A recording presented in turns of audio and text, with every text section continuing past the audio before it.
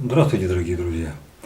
Кто еще не запасся пивком, чипсами, кофе или любимой пыхалкой сигаретой, ребят, самое время сходить, потому что мне много есть что сказать, а молчать я не стану. Я вам сейчас все расскажу. Шутка, но начну, пожалуй, наверное, с самого важного. Через 5 часов я улетаю в Москву на выставку по нашим электронным девайсам, по парению. Там будет очень много интересных людей, с которыми я договорился о встрече. И чем закончится, не знаю, но ехать надо. Поеду под крышей эликсира в их футболочках.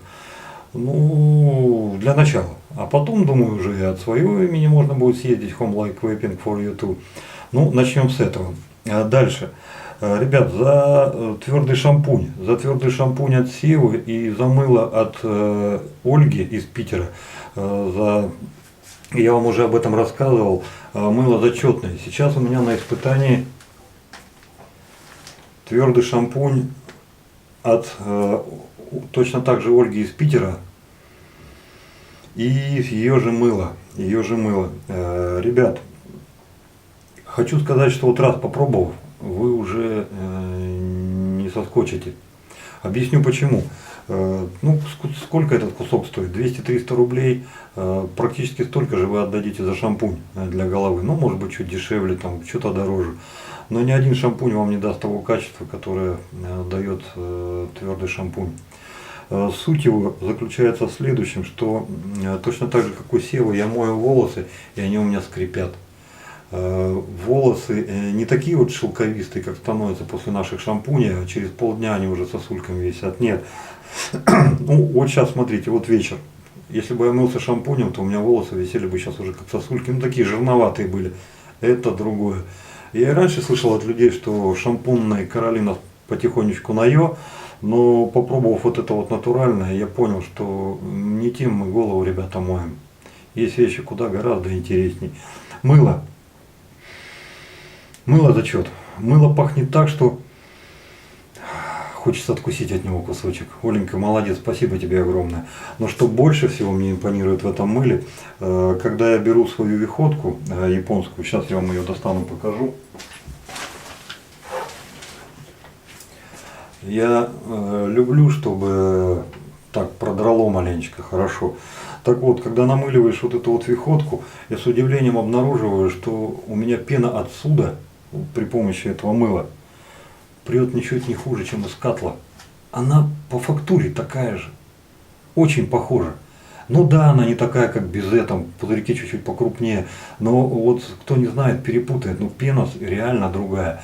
То есть я чувствую, что я моюсь, и мне приятно. Чуть-чуть интенсивности запаха бы я добавил. Вот мне не хватает, знаете чего? Дорогие мыла, когда оттуда из-за бугра берешь, вот оставляешь такой кусок мыла у себя на полочке. Почему, собственно, многие люди и стараются бриться мылом, потому что аромат ванны меняется. Мне не хватает здесь вот чуть-чуть посильнее бы аромата. Оленька, если ты в состоянии это сделать, сделай, пожалуйста. Нам, мужикам, это не безразлично. Вот подумай на эту тему. Все остальное, я этим мылом помылся, я выхожу, такое ощущение, что я только что из бани вышел. Я весь скреплю. У меня, как знаете, как вот прям аж как вот, ну, я чистый. Я чистый, и я ж как вот скрипучий весь такой, знаете, как шкура на барабане натянутая такая вот прям, я как энергией какой-то заряжен. Чрезвычайно импонирует. Ну, это все семечки. Дальше поехали. Как там в песне поется? Любовь нечаянно нагрянет, когда ее совсем не ждешь. К чему это, ребят? Месяц назад один из моих подписчиков, прости заради Христа, уже не помню имени, написал: Вадим, у меня вот есть такой станок, хочешь, я тебе пришлю на обзор. Ты поспрашивай, может, у кого-то еще какие-то станки есть, они тебе пришлют, и ну так потихонечку и обозреешь. Я отмахнулся, потому что, ну как, ну так вот конючить, там вот у кого там пришлите там такое-то, ну естественно что-то такое серьезное там, что в магазине не купишь, чтобы людям показать, что вот да, есть и такое. Отшутился, что-то сказал, и все, и забыли. 2 недель не прошло. 2 недель не прошло, выходит со мной на связь Кирилл Ли, как впоследствии оказался, это наш амич. Кирилл Ли — это подпольная кличка, на самом деле он Карен. Созвонились, встречаемся, и, собственно, благодаря Карену, что я могу сегодня показать? А я таки вам покажу.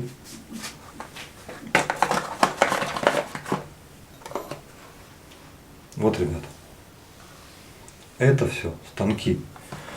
Давайте я потихонечку. Фатип Пикколо. Фатип Пикколо простой и непростой. Простой, потому что, собственно, очень многие люди называют его лучшим в мире по соотношению цена-качество. Стоит что-то там в районе 12-14 баксов.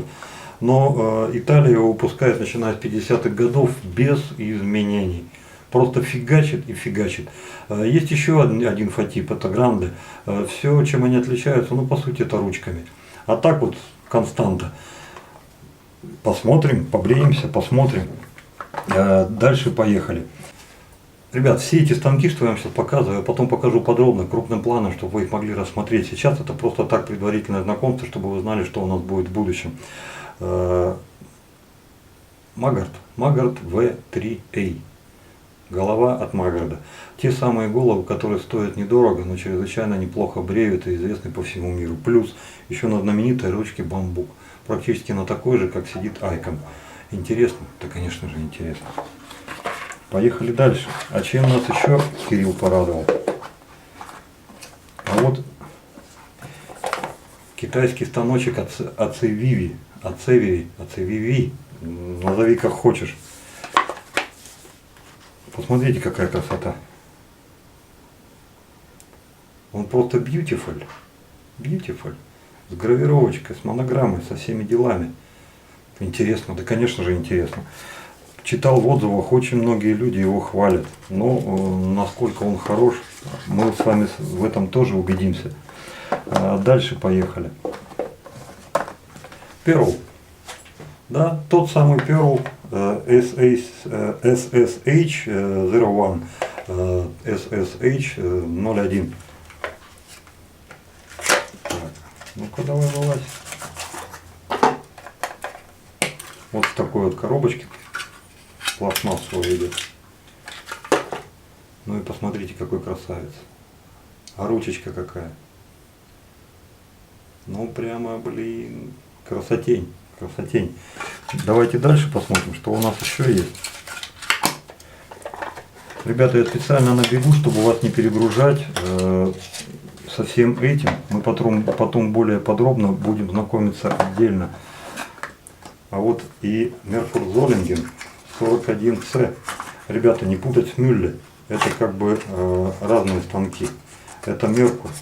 Он занимает такое интересное положение, что он вроде как и не такой агрессивный, как от Мюлле 41-я голова, но и так пошаловливее, чем 37-я. Ну и прибавьте, смотрите, какая ручка. То есть, ну вот, многие утверждают, что это чуть-чуть измененная копия жилета от 1904 года. Насколько это так, трудно сказать, но все вот именно так вот говорят. Ручка очень красивая. На мой взгляд, маленько слайси, скользкая. Ну, как в работе будет, тоже посмотрим. Замечательный, красивый станок. Какой он будет в действии, мы с вами это узнаем. И, пожалуй, один из самых интересных, наверное, может быть и самых загадочных, это Феникс. Феникс нам приехал из Америки. Более подробно я вам историю расскажу о нем потом, в стихах и в песнях, но мало того, что у него необычный вид, смотрите, какая у него верхняя плита. Видите? Но не это самое главное. Самое главное, что этот станок имеет непосредственное отношение к истории. Дело в том, что жилет, компания жилет, она и сейчас-то не белая, пушистая. Это она нам просто втирает и втюхивает, что вот, ребята, мы такие, мы за вас, мужики, да мы да-да-да-да. На самом деле это обыкновенная зубастая акула, как и большинство воротил бизнеса. Это неплохо, не хорошо.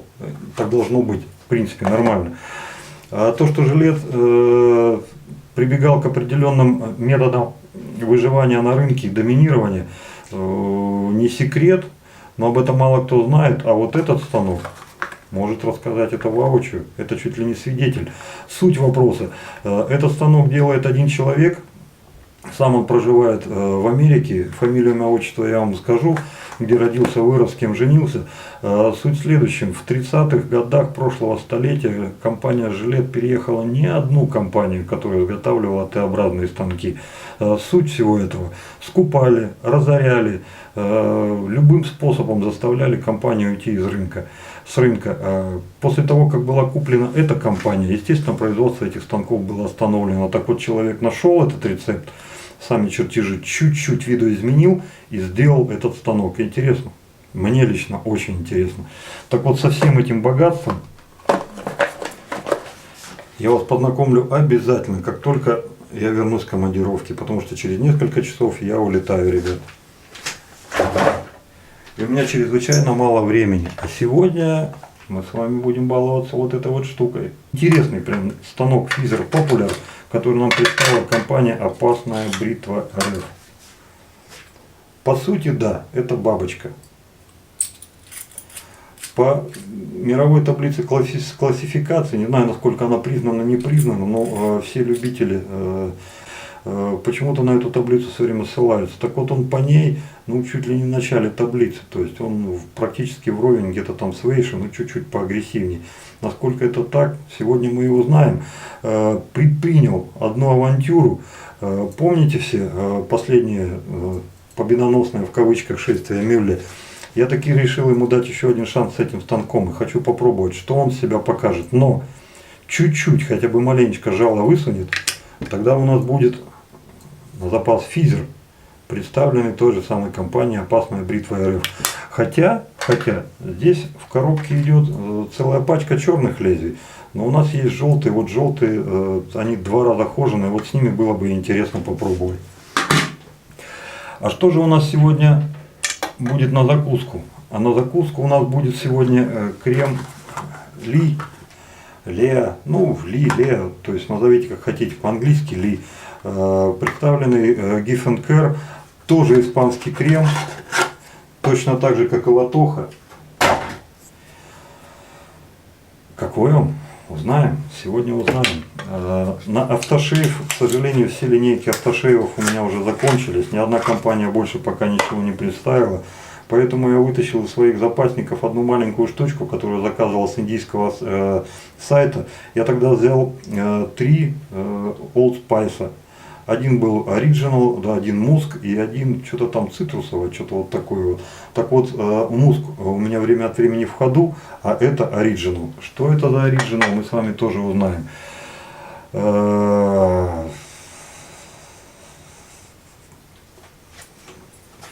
Ребят, вот единожды взяв в руки, ну трудно с этой игрушкой расстаться, серьезно. Как только он в руки попадает, хочется его гладить, лелеять, как только там раз что-то уже хочется что-то им делать.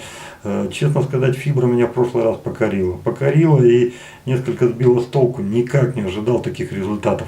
Но факт остается фактом. Это зачетная интересная вещь, и, конечно же, сегодня она нам тоже поможет. Ну а в качестве скатла у нас будет сегодня американский товарищ, который при помощи наших израильских товарищей попал к нам в Сибирь. Вот сегодня мы его погоняем. Слава тебе, Господи, уже с горячей водой. Нам ее дали. Я тут сейчас все быстренько приготовлю, а потом опять вас позову. Ребят, я тут натираю. Не выдержал. Все-таки достал маслица от Ольги. Special Selected. И попробовал его прогнать в качестве пришейва. Не знаю, как сейчас будет бриться, но, блин, ребята, какой же это кайф его на лицо наносить. У него еще запах такой, знаете, полудревесный, полуцветочный, полутравянистый. Он какой-то, знаете, как вот из сердца леса. Бум, тебе вот приветочка пришла. И ну, это не сено. Это, знаете, это вот утро. Утро в лесу, так раскинулся, тут бабочки летают, тут все вот пофигу, а ты лежишь, просто балдеешь, вот этот аромат. Я думаю, сработает. Так, ладно, пока у нас Ольгино масло работает. Давайте попробуем сделать что-нибудь с нашей пеной. Так, тепленькую водичку мы нальем.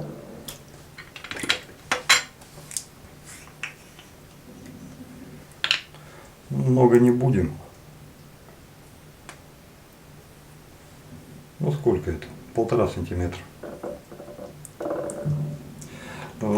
На палец выдавил, чтобы вам показать. Потому что если бы один, то я бы просто его сразу в чашку запузырил, да и все. Но, к сожалению, крем белый, чашка белая, и вы не увидели бы. Так, кто-то мне из пацанов советовал, что руку подставить. Вот так вот, по-моему, да? Ребят, помазок сухой, совершенно сухой. Просто опустил. 1, 2, 3, 4, 5, 6, 7. Все. Все, накачанный. Да.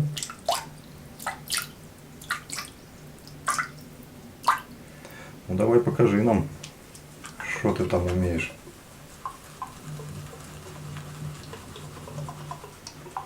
Ух, пахнет-то, блин, так, ядрен батон.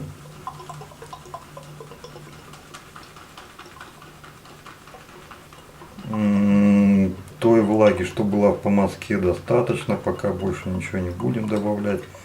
Пена просто жидкая.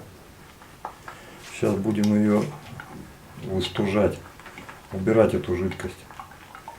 Крупные пузырьки еще не ушли, хотя основная масса уже мелкие. Видно вам? Тынь-тынь-тынь. Ага, вот так вот. Так, крупные начинают пропадать.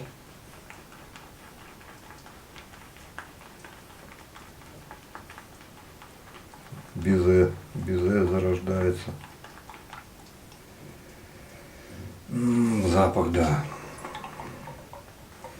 Ну, пока не такой сногсшибающий, как у Латохи, но приятно. Приятно. И сейчас потихонечку начинаю пацанов понимать, когда говорили, что вот эта вот длинная ручка, как-то, вот знаете, вот это вот место непривычно как-то. Все, большие пузырьки прошли. Пошла стадия безе. Изнутри зарождаются пузыри, выходят наверх, хлопаются. Так, еще жидковато. Мало я стряхнул, надо было побольше стряхнуть. Но это мы обвыкнемся, это у нас сейчас стадия притирки, дружка дружки. Я пытаюсь понять, что фибра может, а она пытается угадать, что мне надо.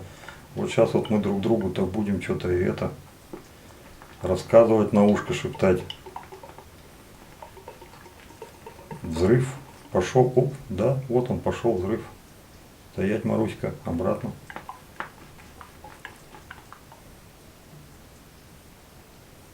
Все, больше не надо.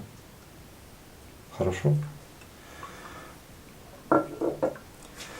Так, и теперь у нас салфеточка.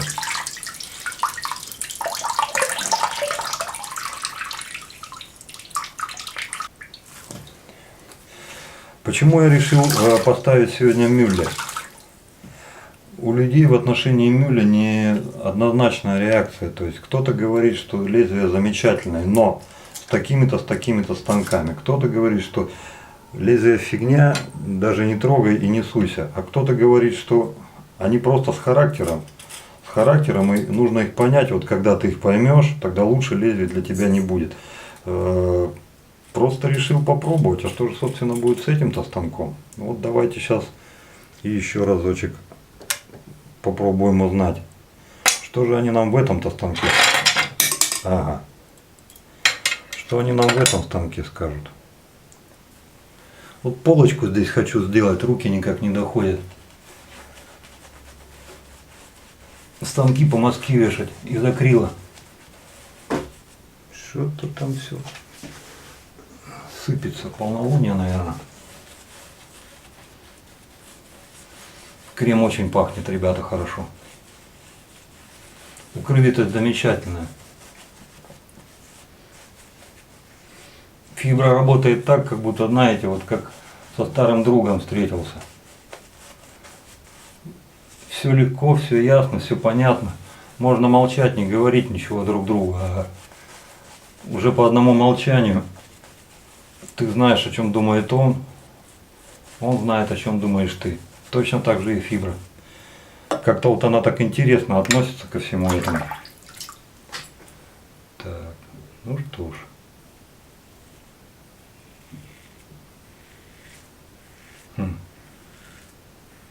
Былой агрессии не чую.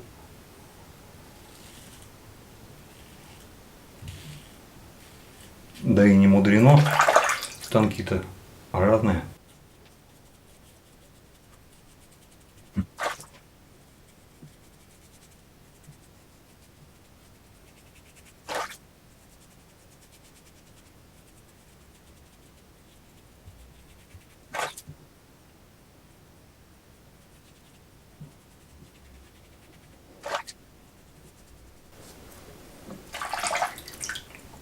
Ребят, не надо никакой рапиры. Неожиданно интересно. Вот завяжи глаза, дай вот эту пару, связку и скажи, там мюлля. Ой, вот этого бы не было. То есть вот как они меня тогда обкромсали в Титане, сейчас они ведут себя совершенно иначе. Ну, не будем загадывать, давайте дальше посмотрим, что у нас будет. Лицо не надо было мочить, пена воспринимает его моментально. Навалом капай сколько хочешь. И тут же стало пожиже.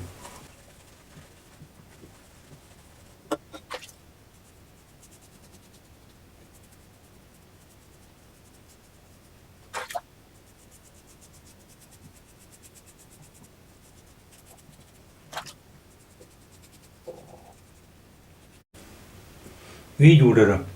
Я сам зафигачил. Я вот прям станок здесь не виноват.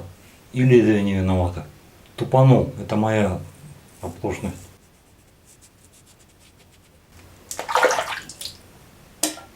На удивление. У крема есть легкий охлаждающий эффект. Вот именно такой, как я бы хотел видеть в кремах. Он охлаждает, но он тебя не морозит, он тебя не вышибает из седла, он не застилает тебе глаза, он тебе... Вот если, допустим, вот для меня на сегодняшний день самый мощный ментол, с которым я сталкивался, это папоротниковый прораса. Там вырви глаз, там как бык копытом. А вот здесь вот для меня, вот теперь я понял, это образец. Вот это само то.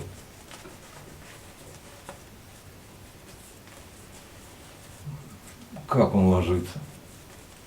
Хотя с таким помазком, блин, наверное, любой крем будет ложиться хорошо. Но, сами видите, укрытие замечательно. Сейчас на третий раз покрываем. Фактура пены замечательная. Скольжение обеспечивает пристойно. И у нас пошла последняя стадия.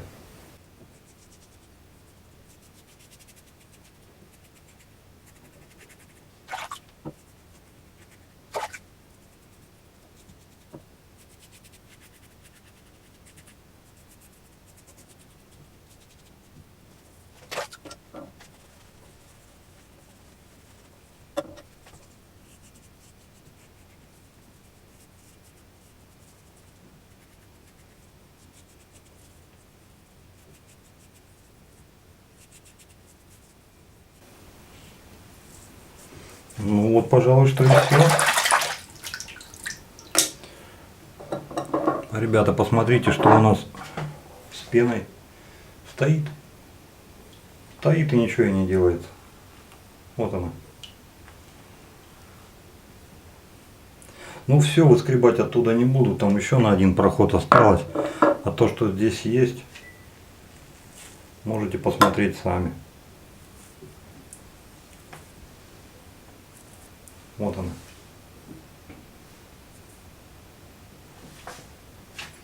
Через 4 прохода. По барабану. Стоит.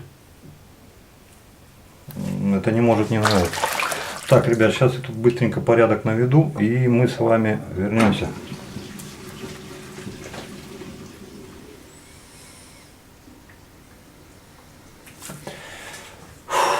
Да здравствует мыло душистое. Все-таки с горячей водой оно совсем по-другому. Согласен с вами. Так, ну давайте, наверное, контрольный выстрел сделаем доктором. Посмотрим, будет щипать. Так, какой контрольный. Дайте-ка вначале вот это уберем.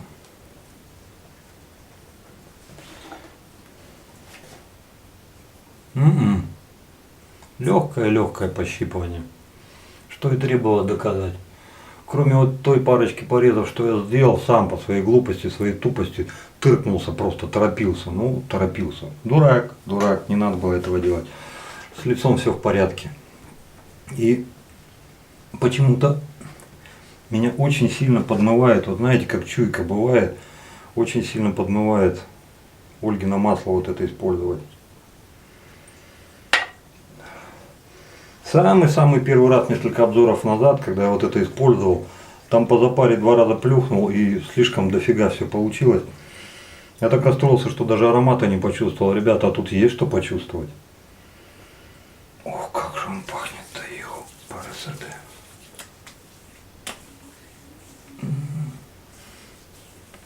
А потом, когда все это высохло, такая кожа была, как у дитяти.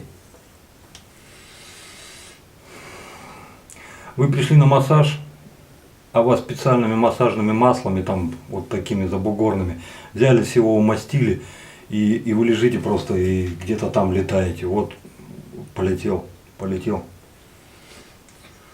Я не знаю, что это пахнет. Но так пахнет. Это не лавр. Это что-то вот древесное.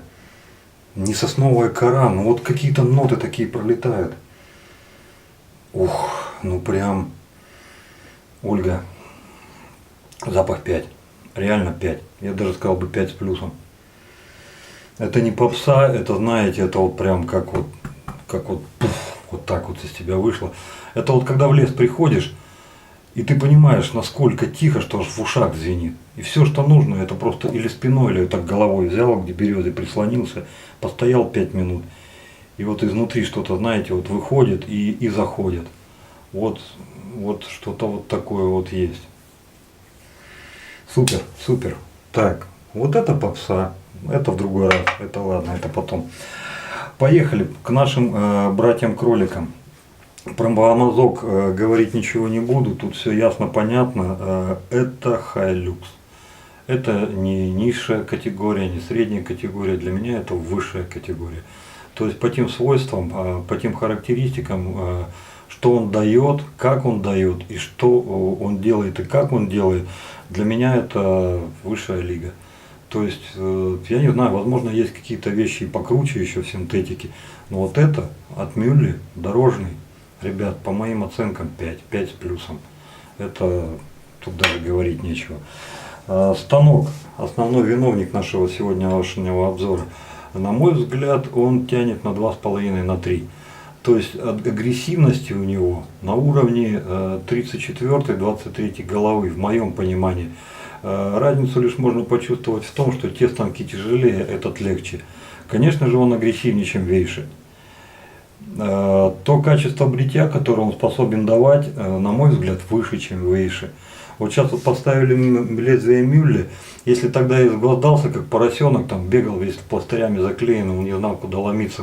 А здесь, ну, пара моих ошибок, а лезвие-то тут ни при чем, работало оно отлично. Мне кажется, эту парочку уже можно поженить. Могу ли я посоветовать этот станок новичкам? Конечно, могу. Он не хуже и не лучше всех остальных мягких, о которых мы с вами уже говорили, но у него очень привлекательная цена. И плюс качество. Да, возможно, в Японии он стоит там 3-4 доллара, но что говорить за Японию, когда мы с вами здесь в России? То есть здесь вот в России его можно купить достаточно незадорого, и он вам будет дарить хорошее, качественное бритье. Я хочу сделать акцент. Мы сейчас говорим о новичках. Те продвинутые юзеры, кто уже какой-то пуд соли съел, уже куда-то стремится идти дальше, это мягкое бритье, возможно, им и не подойдет.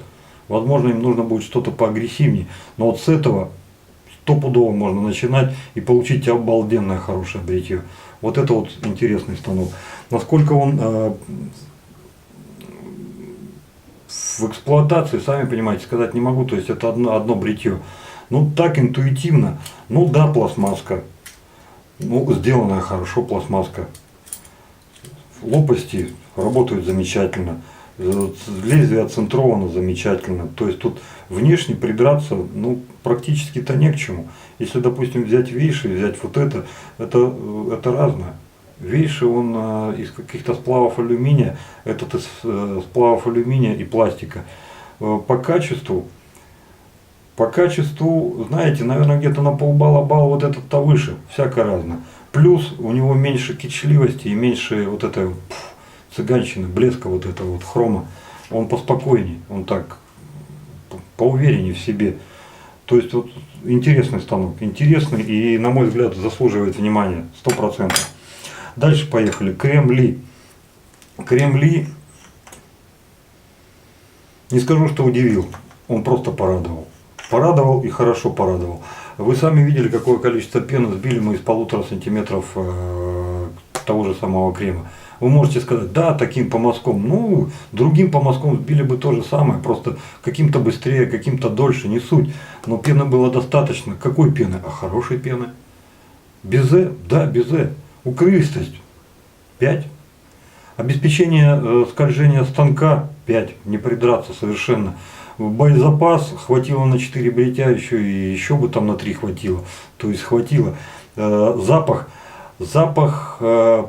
если взять по шкале интенсивности 5, то вот допустим тот же самый, скажем, сандал от DR Harris, вот если взять его за 5, этот где-то на 2, на 2,5.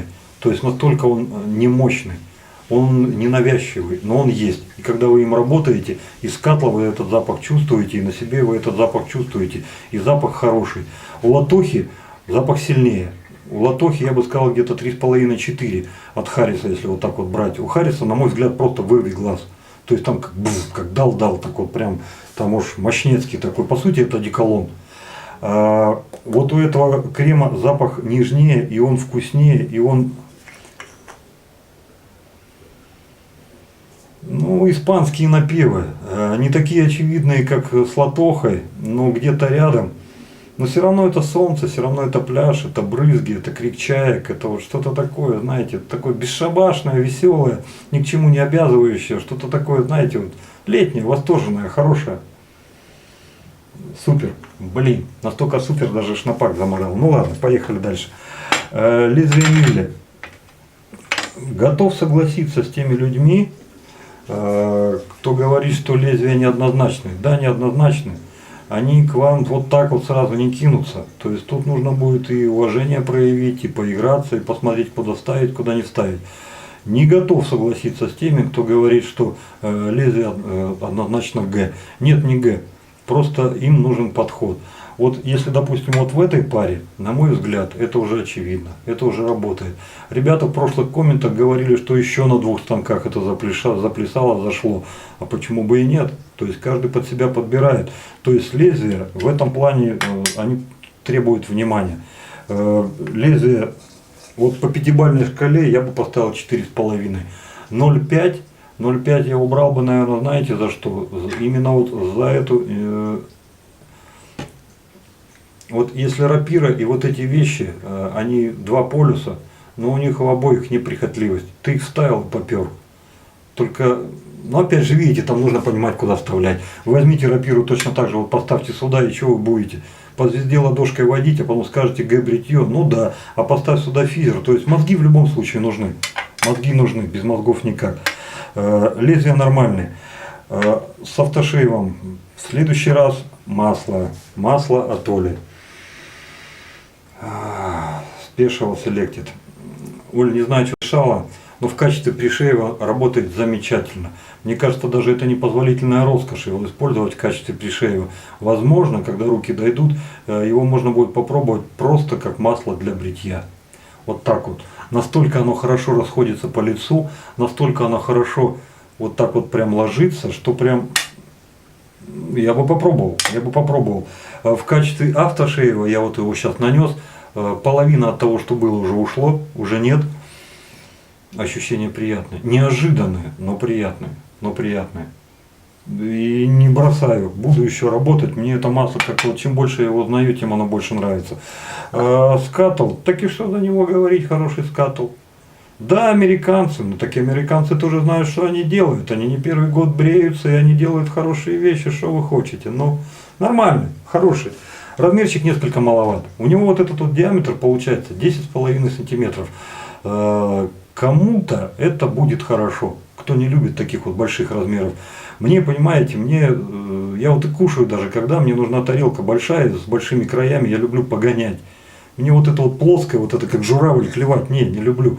Мне как жах так вот, жах. Ну, здесь в душе русской развернуться негде. Тот-то мой, который он по воле будет. Вот там вот поинтереснее, там как ислам маханул, так и вот. Маловат, но скатал зачетный. Вот сейчас вот мы побрились, на 4-й раз пену кладу, а она теплая. Нормально, нормально. Функционал свой он блюдет, все исполняет. Вот эта насечка, которая здесь есть, она получается и радиальная, и продольная. То есть работает во всех направлениях. Конусность не дает пене вышкаливать. Несмотря, вот сильно нужно постараться, как я сегодня. Просто уже вообще прям ее столько сбил, что она вот чуть-чуть вышла. Так что скатл-то хороший, хороший. Вот, ребята, пожалуй, что и все. Я услышал ваши комментарии по поводу Special Edition от Севы. Вернусь, будем делать видео, будем думать на эту тему, что-нибудь придумаем. Что-нибудь придумаем, что-нибудь сделаем.